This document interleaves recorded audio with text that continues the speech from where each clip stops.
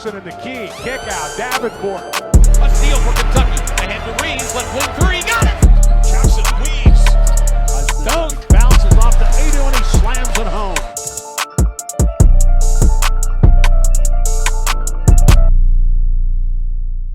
All right, real quick before this video starts, I just want to mention that while I was recording this video, I didn't realize because I had recorded this video late, and I'll kind of get to that here in a second, but my microphone wasn't turned on the entire time, so I have to use the audio from my camera, so it's not as good as normal. So for those of you audio freaks that are listening or watching this right now, I apologize for this episode's low quality, which sucks because I really thought this was a good video in terms of production-wise, like visually, but too bad that didn't turn out good. And also, for those of you who even paid attention, I normally upload on Mondays, but I wasn't able to record whenever I normally do, which just pushed everything back a day because we had a lot of tornadoes in our area.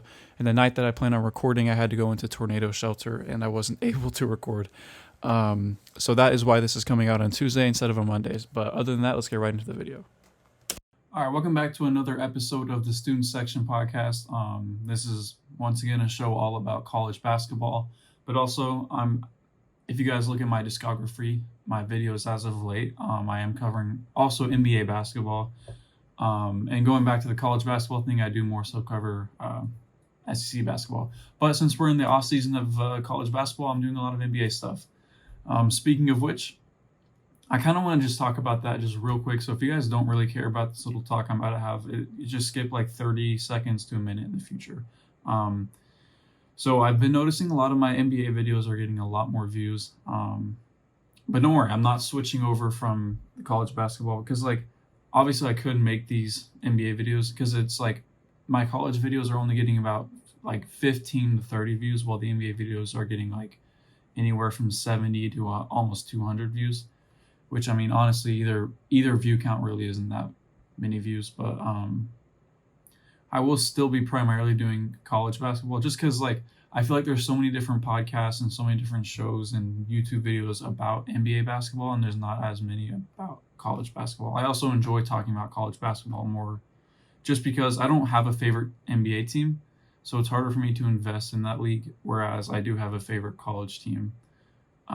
So that makes it a lot easier to like invest in the league and invest in what's going on. But don't get me wrong, I love all types of basketball, high school, college, NBA, overseas, G League, all of it. I love all of it. It's just better. I enjoy talking about college basketball more. So now that spiel is over, yes, the title of this video is me covering SEC prospects coming into this draft. But I just want to start off real quick, just going over the playoffs right now. So I think both teams are up 3-0. Or maybe, yeah, I'm pretty sure that both teams are up 3-0. Or maybe the Celtics are only up 2-0 at the time of recording, which is 5/26, May 26th. So the Timberwolves just lost their game. I wasn't able to watch it. I was busy today, but I've been able to watch their other two games. And it's just, I don't think Ant has really had the best performance yet this series. And you look at the first series whenever the Mavericks played. I guess whenever the Mavericks played the Clippers and OKC, you never really got good performances from Luka. Or it's like you get a good game from Luka and you get a bad game from Kyrie, or you'd have a bad game from Luka and a good game from Kyrie. But for the most part, neither of them really had good series, like let alone good games. But then this series, something about, which is weird. You look at this Timberwolves team, which is known for having the defense. That's how they were able to sweep the Suns and beat the Nuggets.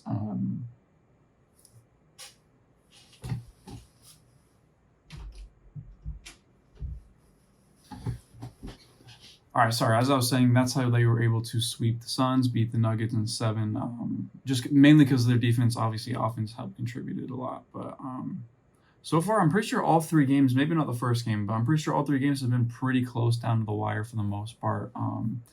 But like I was just saying, how Luke and Kyrie haven't had good series, this is their series. They've been playing amazing. Game 3 might be one of the best backcourt performances we've seen in playoff history.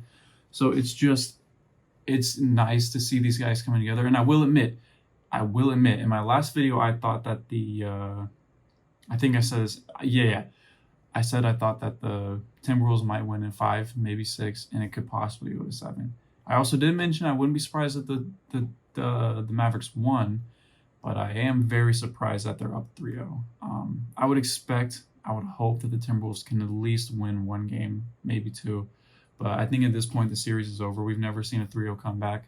And that goes for the other side as well. Whenever we talk about the Heat and the Pacers, it just sucks for the Pacers just being a beat-up, injured team right now, facing a pretty much fully healthy Celtics team, except for we all know that Porzingis is out, but he's reportedly supposed to be coming back for the finals. But if I'm the Celtics, I would just play without him, just to play without him until you feel like you need him if he is healthy, just because you don't want to rush him back into the finals. And if they're playing good without him, why rush him back out of this injury? I don't think I wanted to mention anything else other than just Anthony Edwards hasn't had the best series. Everyone knows Karl Anthony Towns needs to stay out of the foul trouble. In the supporting cast, I think I had said this earlier in one of my my original playoff prediction video. I didn't think that this Mavericks team had the supporting cast around Kyrie and Luka to carry them. And you look at where they're at now, that supporting cast, you could argue, played better than Luka and Kyrie combined those first two series. And then now that they're here, Luka and Kyrie are able to backpack that.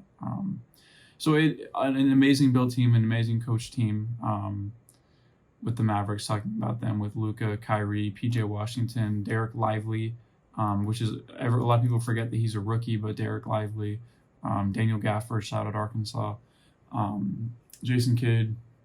They just have a really good lineup. Tim Hardaway Jr. hasn't had a very good playoff series, entire playoff stretch. Neither has Dante Exum. So that's hurt a little bit, but it obviously hasn't affected them too badly.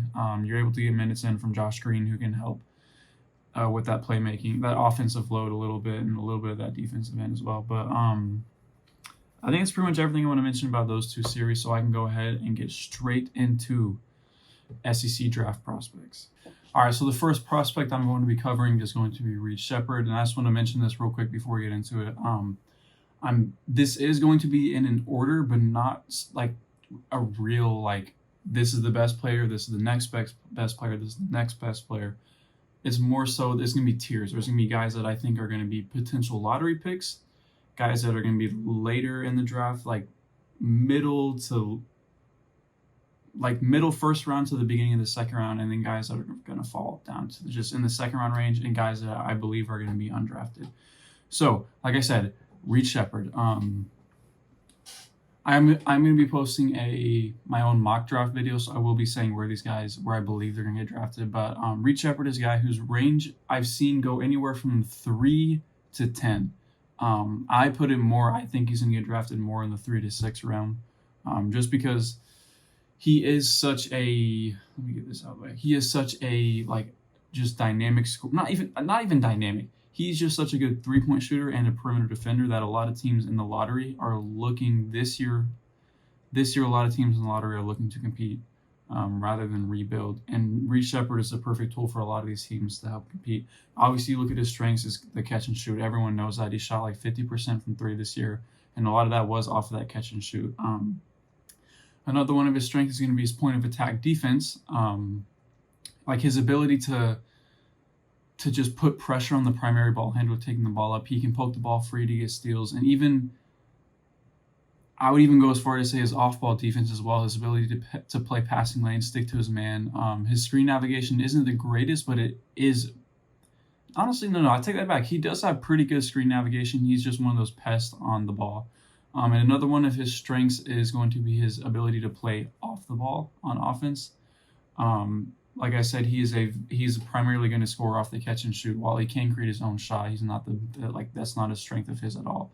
But he's able to run off pin downs. He's able to run around. He can play without the ball. He has good off ball movement. And he's not as demanding of the ball as other star players, which is what makes him fit in with pretty much any team in the draft. Any team in the draft can draft him and not have to worry about fit, because he's not ball dominant. He can shoot the ball and defend. That's the prototypical perfect NBA role player that every single team wants and needs. So that's why I believe he's going to fall into that sort of 3 to 6 round. And I put flaws. I realize now while I was making these graphics, I should have put pros and cons rather than strengths and flaws. I would have put strengths and weaknesses, but weaknesses is too long of a word and it didn't fit. So I put flaws, but I should have put pros and cons. So we'll ignore that. But yeah, some of his flaws I would say is just overall shot creation. Sorry, hold up. Okay, overall shot creation. He's not the best at being able to create his own shot. I think I mentioned that a little bit. He can do it, but in terms of just giving him the ball and expecting him to get a bucket, that's not his strength. You saw that a lot in both of the playoff games they played, with the SEC tournament game and then the March Madness tournament game. A lot of times, I think he scored very low in both those games because he was getting defended differently off ball and he wasn't able to get as many open shots. A lot of that may come down to scheme or whatever, but he wasn't really able to create his own shot and get his own out there. Another flaw for him is just finishing in contact and finishing through it. A lot of times he would go up for layups and try and avoid contact by going with floaters or just little finesse moves to avoid the defender. And anytime he would go up into contact, even though we saw it in the combine, he does have like a 43-inch vertical. He's not the strongest with going up with the ball. And once again, that is something I could very well see him improve just in one off season, just practicing working with finishing through the ball, because he has the body type for it, he has the athleticism. So I could see that potentially being something that he develops. But as of now, as a prospect right now, that's something that he doesn't really have. And another flaw kind of goes with shot creation, is just his overall ball handle. By no means is he turning the ball over a lot, because once again, he doesn't really have the ball that much.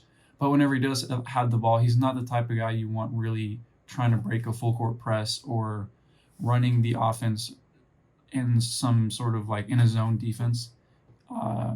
He doesn't have the tightest handle on the ball. And with that being said, some of my comparisons, the way I do my comparisons is I do it off the way he looks whenever he plays. How does he dribble? How does he run? What type of layup package does he have? How does his jump shot look? And then I also look at play style. So you have like the visual aspect of the player, the play style. And I came up with Grayson Allen, Donte DiVincenzo, and Pat Connaughton. And there is a common theme with these guys, as well as Reed Sheppard. And no, I didn't put these guys as comparisons because they're all white. But they really do. All these guys are elite three-point shooters. Grayson Allen was one of the best three-point shooters in the league. Donte DiVincenzo got up there near the end of the year. Pat Connaughton is known as a good defender or a good three-point shooter. A lot of these guys have that bounce. I believe Pat Connaughton was in a dunk competition. Donte DiVincenzo has a few posters. I don't know about Grayson Allen, but I've seen him get up there for some chase down blocks, so I know he can jump. And they're all three very tenacious defenders, point of attack defenders, which is what Reed Sheppard is. So that is my evaluation of Reed Sheppard. I said the range is 3 to 6, and we're going to go ahead and move on to our next prospect in this draft. All right, so the next player that I plan on covering is going to be Dalton Knecht, and like I said, no order, it's more tiers rather than orders. So he's going to fit into that lottery tier. I see him in the realm of anywhere from, I'll say 5 to be safe, more realistically, anywhere from, I'll stick with 5. I want to say 6, but I'll stick with 5. I can see him from 5 to 15, which I know 15 technically is not the lottery, but we'll group him in there.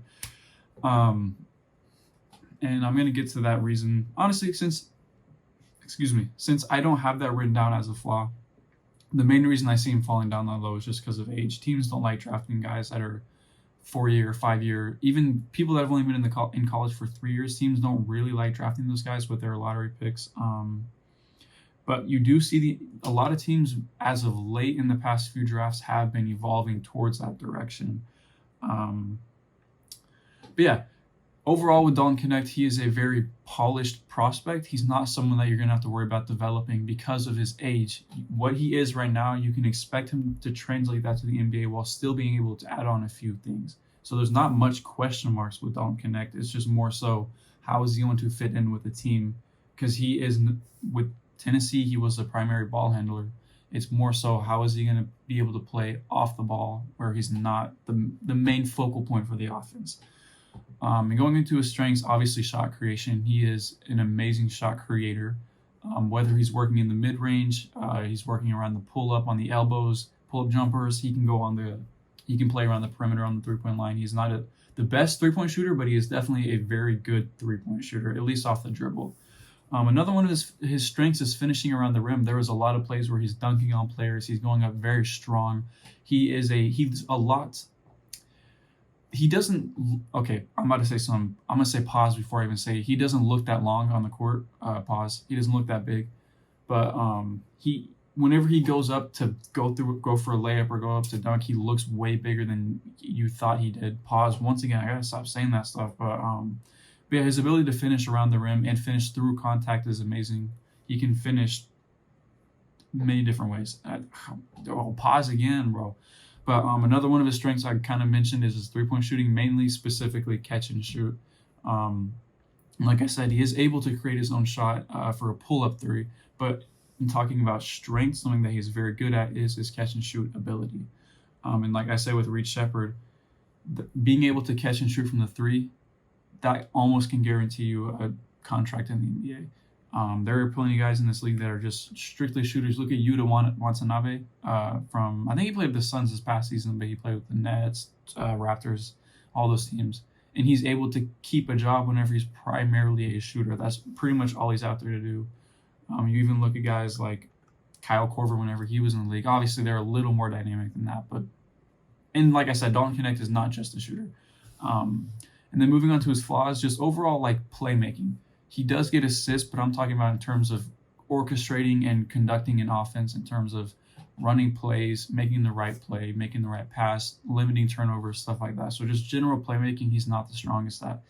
But once again, if you put this kid into I say kid, he's a few years older than me, but if you put him into an NBA environment, let him play in the league for a couple of years, just with that sort of NBA coaching, I could see that very well, that IQ being something that he develops later on. Another one of his flaws is just perimeter defense. He's not the best with perimeter defense. He's just not very laterally quick.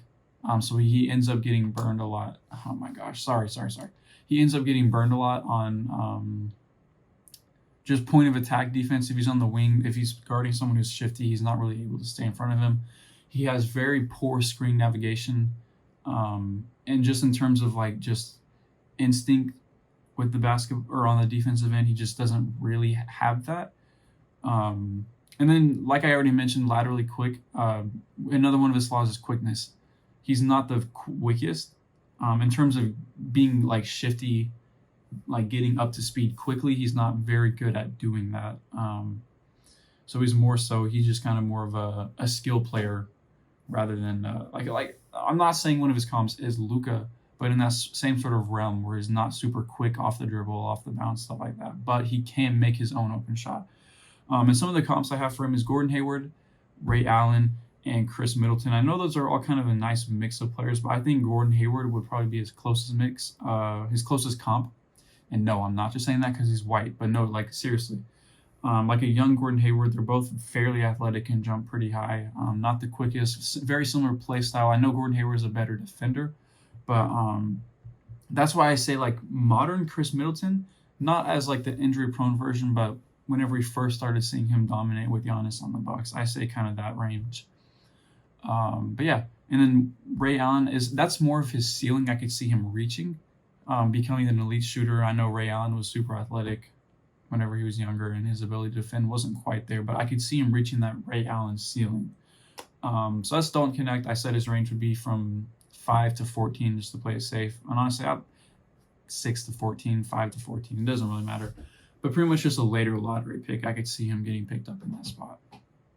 All right, the next draft prospect I'm covering is probably a fan favorite for everybody in this draft. At least anybody under the age of 18, this is probably a fan favorite. We have Robert Dillingham. A lot of people are very familiar with this game because he is one of those highlight reel type players, mixtape type players. He's very shifty, quick with the ball, fancy ball handle, finishes around the rim with crazy layup package. But I don't want to spoil any of his strengths. Obviously, you guys can read it on the screen. But his first strength being his quickness. He's super, super shifty with the ball. And I'm super shifty. He's very quick. He can get around defenders super easily. He's shaky. He freezes defenders. He's very quick with the ball. And that's something that, because it's not really a skill. I mean, it is obviously a skill, but it's not like shooting or ball handle or like just feel for the game. That's one of those things that can very easily translate to the NBA, his ability to get around defenders and get to the rim, which kind of plays into his next strength, which is his 3-level, basically just shot creation at all 3 levels. Like I mentioned, he's very crafty at the rim he has a very flashy layup package, but he's able to he can hit the floater, he can go up and under, he can reverse, he can do a lot of different stuff. He can pull up in the mid-range. He's not the best mid-range shooter, but his ability to create shots in the mid-range is definitely there. And then obviously the three-point shot. He has pretty deep range with the ability to shoot off the dribble, catch and shoot. He's a very elite offensive player. And another strength he has is pick and roll playmaking. His ability to read the pick and roll to, I was going to say something, pause again, but his ability to suck in both defenders off the pick and roll. There were many times whenever he would play Arkansas where he would just spam pick and roll and just get a lob every single time, because his playmaking and IQ in that sort of situation and his feel for it is just so amazing. And that's another thing that can translate very well to the NBA. And then moving on to his flaws, you look at his size. He's short and a very thin, wiry frame, which moves into his next flaw, is his defense. It's kind of hard to tell if he's going to be able to develop into a defensive type player or even just be average at defense, which he was decent. I would say he was slightly below average with Kentucky, but once he moves into the NBA, there's bigger, stronger, more skilled, faster players. So I just think that is his biggest weakness, obviously, is his size and his just overall defense. And then another flaw for him is his off-ball offense. Unlike Reed Sheppard, he isn't the most active whenever the ball is in his hand, but he's not like James Harden type where he's just sitting at the hash, just waiting for the ball. He does move a little bit, but he's not necessarily creating his own shot off the ball, if that makes sense. He's just more so just flowing around with the offensive scheme and the play. So those are his main flaws. Obviously, he's not going to be able to rebound, but that kind of goes into size as well.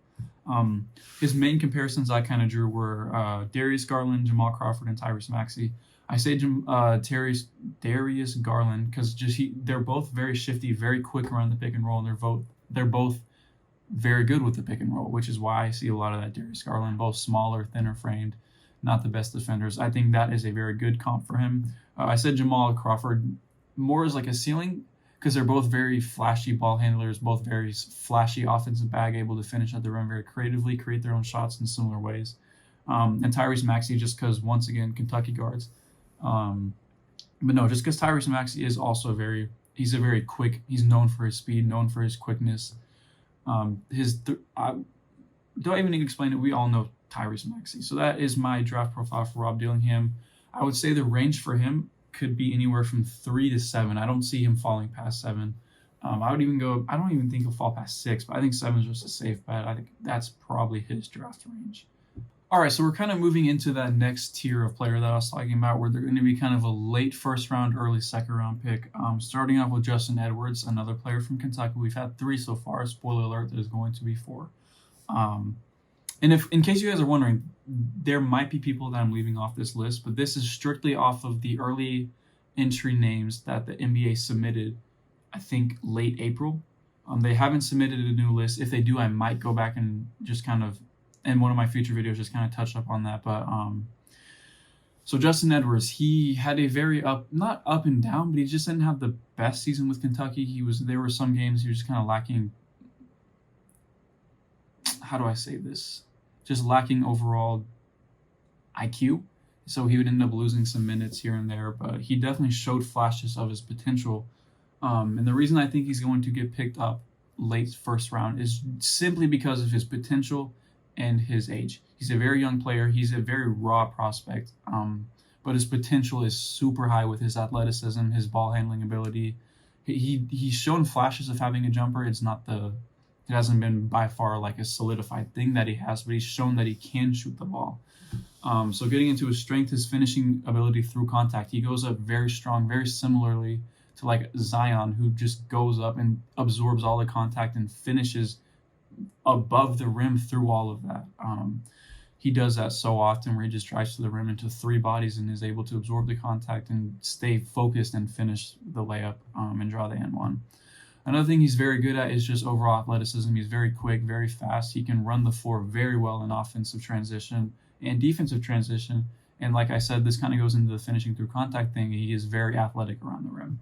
And I just spoiled his other strength, which is transition offense. He's very good at running, filling his lane. He doesn't run fast breaks just to sit at the corner or sit in the three-point line. He will run all the way to the rim, run through the basket. And that's just something that coaches love to see no matter what level you are on. Moving on to his flaws, I'm spoiling everything I wanted to say about this. He's just a streaky shooter, not the best jump shot. It's good looking and it goes in sometimes. It's just not very reliable. And once I kind of already mentioned as well, just the lack of IQ he has just with offensive playmaking. Luckily, he's not a guy who's going to be running the offense, but he will have the ball in his hand the majority of the time just based off of his skill set.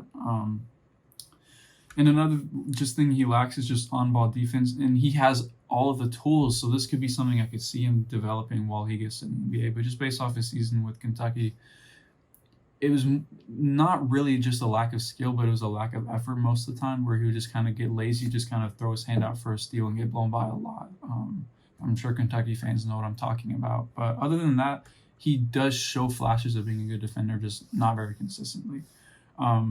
A lot of the comps I had for him was going to be Anthony Edwards. I think that's the best comp, or maybe RJ Barrett, just because both of those guys are very good at getting to the rim. And I could see him getting to the point of a De'Aaron Fox if he can develop that jump shot. They're both lefties, both very smooth around the mid-range, can get to the rim, finish very quick. But I think Anthony Edwards and RJ Barrett are kind of those closer, better comps for him. All right, so the next player I'm going to be covering might be a little controversial because I've seen some lists where before I say this, Justin Edwards' range in terms of drafting, I would say anywhere from 18 to 32. I could see him getting picked up in that range. So moving on to Trevin Brazile, I've seen him on mock drafts anywhere from being undrafted to around the 40s, and I've seen him as high in the 20s. And these are new mock drafts, not stuff created a year ago, because he did struggle with injuries, so his overall draft stock did fall quite a bit. But I think a lot of teams are still, and a lot of scouts are still very high on his ability to play basketball. And one of those main reasons is he's a center who can shoot the three ball very efficiently. Now, he can pretty much only catch and shoot. He can't pull up off the dribble or anything, but he's a very elite catch and shoot player. At least for a center, he can shoot the ball very efficiently, which you see the NBA moving towards. All five guys in the court need to be able to shoot the ball, and he fits that mold very perfectly with his ability to shoot off the catch. My bad. Another thing he's very good at is rim/help defense. He is super, super athletic. If you guys want to see one of the best dunks in college history, look up the Trevin Brazile dunk. I'm sure that's all you have to look up and you'll find it if you haven't seen it already. But that's besides the point. His rim and help defense, he was on an Arkansas team that had one of the most blocks per game in the entire college basketball, and he's a big contributor to that. Super long, super lanky paws, super athletic, can jump. He's pretty good at absorbing an offensive player's contact and getting the block still. And his ability to help over and help defense and get the chase down block or just get a swat in general, he's very, very good at blocking the ball. And another thing is just overall rebounding, whether it's on the offensive or defensive end. There were a lot of times where he just jumps over players, and he secured a lot of second chance points for Arkansas this year. I believe he led the SEC in second chance points. I could be mistaken. At least at one point he did. So he got a lot of second chance points for Arkansas. So moving on to his flaws, his perimeter defense, he kind of looks like Rudy Gobert on the perimeter, just a little quicker, but very clumsy, very big-footed, kind of like Karl-Anthony Towns a little bit, but not as big. So that's something that he might have to try and develop a little bit. He's super susceptible to any sort of jab step, pump fake. He jumps a lot on pump fakes, but another one of his flaws is just his overall ball handle. And I know that's kind of a weird flaw to put for a center, but it's really rough. Like, he can barely dribble the ball 3 times taking it up the court. Anytime he was taking the ball up the court, it's kind of scary looking. It looks like he might turn the ball over somehow, whether it's a bad pass, just bouncing it off his knee or leg or something. He just looks very clumsy while dribbling the ball, but hopefully that's something he can develop a little bit more in the future. And then just overall offensive IQ. There's a lot of times where he has the ball and he's in sort of a post-up playmaking position and he doesn't make the right read, doesn't make the right pass. That kind of ties into his ball handle overall as well. Just not the best playmaker, not the best decision maker as well, which obviously, like, at that center position, you don't really expect that, but he's below average for most centers, in my opinion. And looking at his comps, I could see a Miles Turner if he put on some more weight. He's a lot thinner than Miles Turner, but that could help if he put on a little bit more weight. But and I'd say like an athletic Brook Lopez, because he has the skill set of Brook Lopez with the athleticism of a different guy, which is Nick Claxton.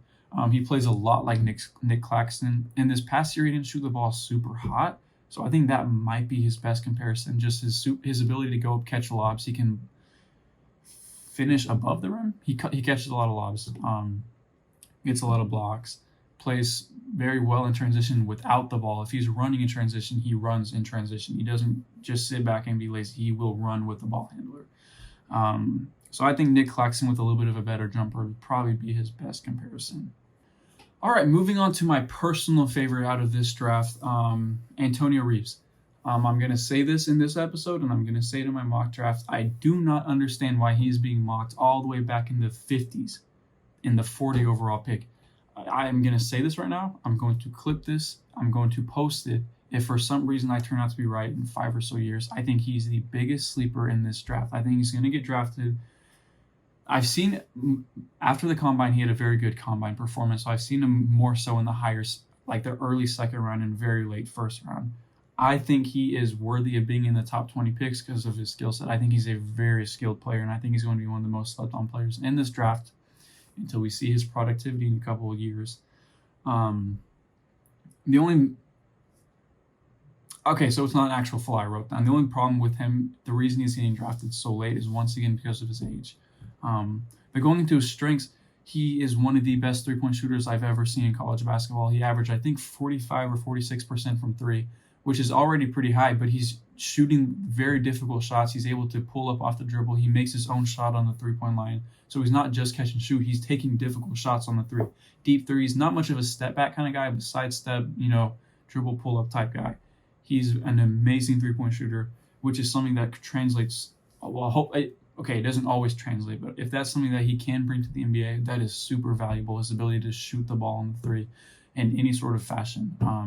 Another one of his strengths is finishing, more so finishing around contact. He can get around players. He's able to just, he can go up and do the reverse layups. He's able to hit the floater just like Rob Dillingham.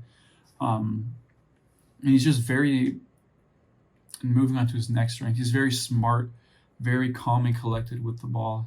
He's able to run an offense at a veteran level. Obviously, he's a 5-year player in college. But just his overall playmaking, decision-making, IQ, reading an offensive scheme, he's very, very good at controlling the game. So in my opinion, he's one of the most elite offensive players in this entire draft. And yes, I'm saying that in this draft. He's one of the most elite offensive players. I'm telling you, just wait. I promise. In 5 years, this dude is going to be very, very good in the NBA.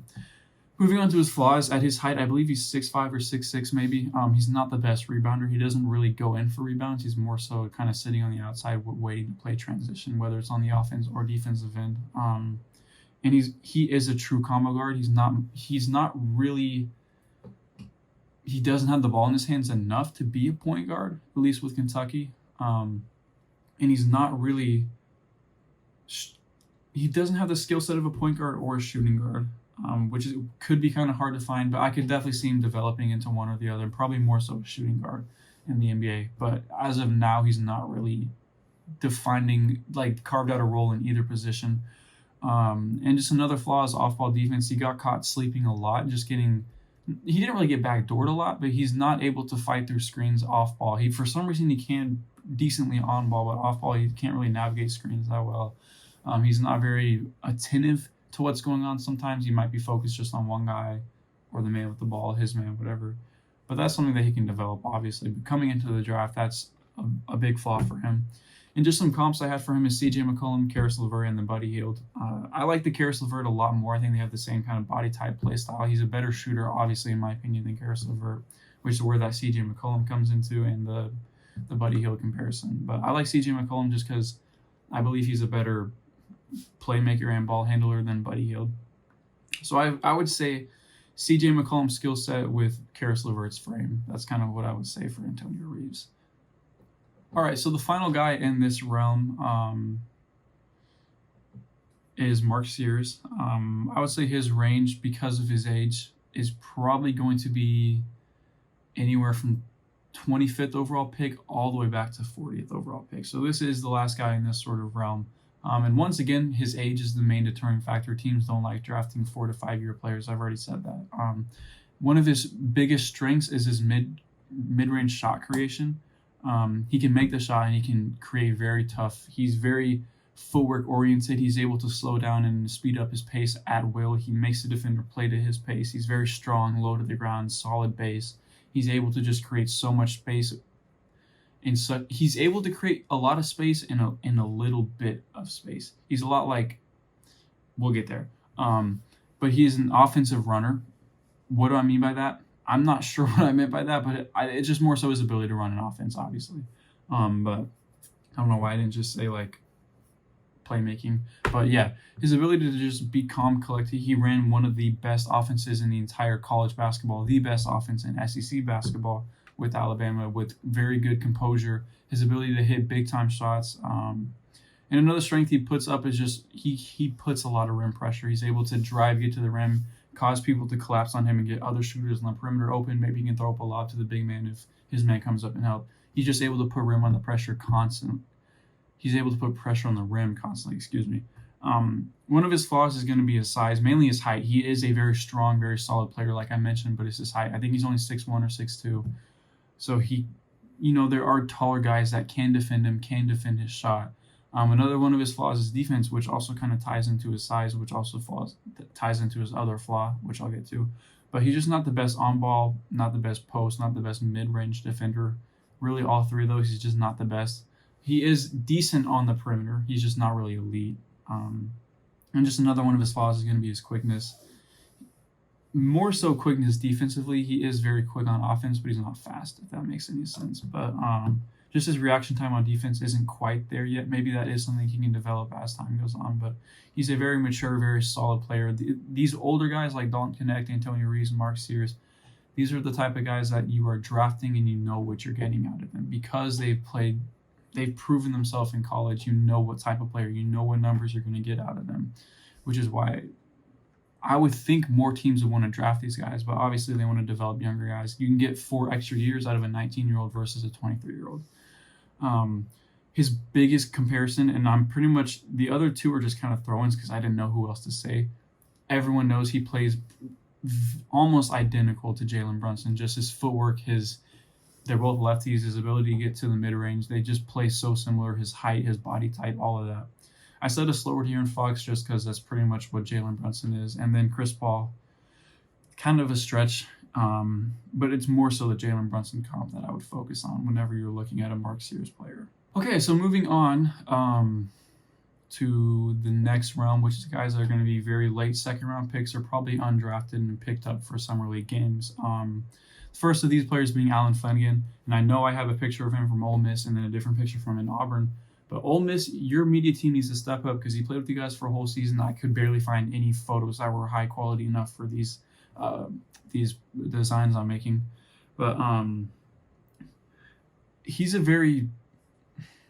Flanigan is a very intriguing player to me because I am a very big fan of his game. I think he has such a well-rounded game. But he consistently goes under the radar. He's once again another one of those 4 or 5 year players in the college basketball, and teams just don't like that, which is the main reason I just don't think there's much hype around his name. But his biggest strengths, I would say, is perimeter defense, which he develops so very well this year. He's just a super tenacious defender, gets steals, plays passing lanes, stays in front of his man, very strong, very solid, doesn't commit a lot of fouls. He's a very good perimeter defender, whether it's point of attack, whether he's guarding the wing, whether he's guarding off-ball motion. He's very good on the perimeter. He has very long arms. He's very strong. He's able to just will defenders. I've seen him force offensive players out of their own sort of comfort zone to push them to a certain side of the floor maybe they don't like, put them in a certain spot on the floor they don't like. He's very good at that. Another one of his strengths is shot creation off the three-point shot. Whenever he was in Auburn, he was more so known as just a three-point chucker, which he developed a lot more with Ole Miss, his ability to take smart shots and to make better shots rather than just taking these deep pull-up shots and just bad transition stuff. He's definitely a lot better. And another one of his strengths is pass perception, which kind of ties into perimeter defense, but he's very good at reading a while he's on off defense, he's good at reading an offensive player's pass and able to get into those passing lanes, get a hand out there, steal the ball here and there. He's a very good perimeter defender just overall. He also ended up leading, I think he led the league, the SEC in blocks for a guard. He had most blocks for a guard in the league last year. So that also kind of ties into his overall defensive impact. One of his main flaws I've already talked on. He definitely improved, but it's still not the greatest. Is his overall shot IQ. He's a tough shot maker, or he's a tough shot taker and a tough shot maker. So there are a lot of times where he takes very, very questionable shots. Sometimes they go in and the crowd goes wild, or they don't, and people are like, what's going through his head? Why in the world did he take that shot in this situation? Another one of his flaws is just involving his team, which is more so just playmaking in general. He's definitely a shoot first player, not a pass first player. He's not really looking to pass the ball unless he kind of has no other option. So that's not the best for just overall team morale. Getting guys involved, getting guys hot on his team, if you understand what I'm saying. And another flaw is rebounding. He is a taller guard, like I mentioned. He has that wingspan. He's very athletic. He just doesn't rebound what you would expect a guy of his stature to be able to. And a lot of that is just hustle. Similar to what I said about Antonio Reeves, he's more so just sitting on the perimeter waiting to run transition, which there's nothing wrong with. But a guy his height, you would just like to see more rebounding out of him. The comps I had from was Gary Trent Jr., Malik Monk, and Jalen Suggs, just because these are all guys that are very elite at creating their own shot. Obviously not the most efficient, but they can create their own shot. More so with Gary Trent Jr. and Jalen Suggs. They are very good defenders. They get in passing lanes. They're very tenacious, kind of same body type as Allen Flanigan. And then all three of these guys are leading the league, not 1, 2, and 3, but they're in the top 10 for blocks and guards, which is why I put them with the comparison for Allen Flanigan. All right, so we only have a couple players left, and I'm going to go ahead and cover the other Ole Miss boy. Sorry, that was kind of a pause. I don't know why I said that. The other guy out of Ole Miss. That was crazy. That was crazy. I don't know why I said it like that. But Matthew Morrell out of Ole Miss. I've seen his range go. A lot of people kind of expect him to go pretty much the same range as Allen Flanigan, like from anywhere from like 40th overall to being undrafted and picked up in the free agency pool for Summer League. I definitely see him making a Summer League roster, but I don't think he's going to get drafted. I don't think him or Allen Flanigan is. I think Matthew Morrell has a higher chance of getting drafted, but I could see them. I would be surprised if neither of them made a Summer League roster this year. But his main strength is going to be his three-point shot. He can create his own shot for sure, but he's more so just a reliable catch and shoot, reliable off the dribble. He's just a good three-point shooter. Another one of his strengths is his low turnovers. He's very smart with the ball. He doesn't make dumb passes, doesn't dribble the ball loosely. He's very just structured with the way he handles the ball. And another one of his strengths is on-ball steals. He's not much in passing lanes, but he is able to poke the ball free from a point of attack defender or just on the wing off of somebody. So that is another one of his strengths. Overall, I mean, he is a good perimeter defender, but he's more so with perimeter defenders. There's guys that are better at staying in front of them or getting steals. I mean, obviously you have guys who can do both, but he's more of a guy who gets steals, not really in front of the guy, because there are a lot of times where he reaches for a steal and gets burnt. But he is very good at getting steals on ball. Moving on to his flaws, is just overall shot creation. He's not the best shot creator in terms of creating a shot for himself. He's very good at creating shots for. Hold on, I'm tripping. I just looked at the next flaw, so I'm going to take that back. I don't know where I was going with that, because I don't know what I was just saying is not true. He's not the best at creating his own shot. He can do it, but he's just not the greatest at doing it. He's just more primarily going to shoot the ball off the catch. In his playmaking, as a guy being a combo guard, more so playing that 2 guard, but he does play that 1 guard a lot. His overall playmaking and running and offense just isn't quite there yet, which is kind of a big hit for a guard if you're not really able to do that. And another flaw is transition defense. He doesn't quite get in the right positioning, doesn't pick up guys sometimes, not the most just aware of who's around him in transition defense, but he's getting there. His comps, I said Keon Ellis out of Sacramento, Danny Green and Lonzo Ball. I think the Keon Ellis one is maybe the best in my opinion, or maybe Danny Green, just because they're both catch and shoot guys who can defend the perimeter, and same with Lonzo Ball. But those are kind of that realm of players that I'll kind of compare him to. So that's Matthew Morrell. We're going to go ahead and move on to the very last prospect in this video. Okay, so the very last guy we have on here is Meechie Johnson. As of the time I'm recording this, I don't believe he's dropped out of the draft, but he's one of those guys that I just don't think he's going to get drafted for multiple reasons. And I'll get there eventually. And I don't think he's going to make a summer league roster either. He could. I wouldn't be surprised if he did. No, I'd be a little surprised if he did. And I think he's a guy who should look at dropping out of the draft. I think he might be the worst out of these guys that I'm putting on this. And I will mention there were a few other guys on the early release list that I just didn't think had a chance of getting drafted. And he was probably the highest on that list, but I just don't know if he's going to get drafted.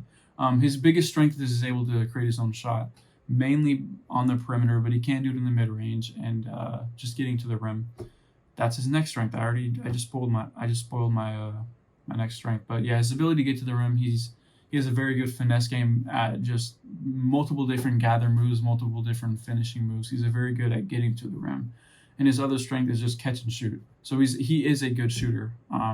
You saw a lot with South Carolina. He can catch and shoot pretty deep too. He has pretty deep range.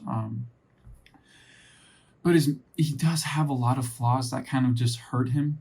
Just in terms of like what teams are looking for out of a player, because he's another one of those older guys. He takes very poor shots a lot of the times. His shot selection hurts him so much because he's not an elite shot maker. So he does take a lot of questionable shots. Very similar to Allen Flanigan, but I think it's honestly worse. Another one of his flaws is just point of attack defense and just perimeter defense in general, but more specifically point of attack. He's just not very quick on his feet. He's just not the best at staying in front of guys, doesn't get that many steals. And another one of his flaws, I think he's only 6'2", and he plays that shooting guard position. I don't believe he plays the point guard position.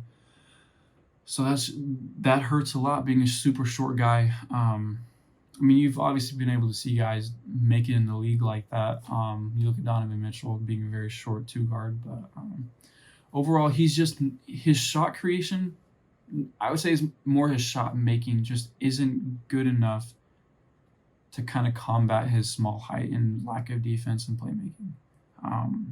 So it sucks because I think he's a very good scorer, but I think he's a very good college scorer, and I just don't think that's something that's going to translate to the league. And by no means am I preying on this dude's downfall. I would love to see him make it to the league and just succeed. I love SEC guys, but the comps I had from was Jamal Murray, Jaden Ivey, and Sharif Cooper. I think Sharif Cooper is the best comparison in my opinion. Both very small 2 guards, and you saw Sharif Cooper didn't really make it in the league, at least not what people thought he was going to be. I think he might be out of it right now in the G League or something. I don't know where Sharif Cooper is, but I think that's probably my best comparison out of these 3 guys to me.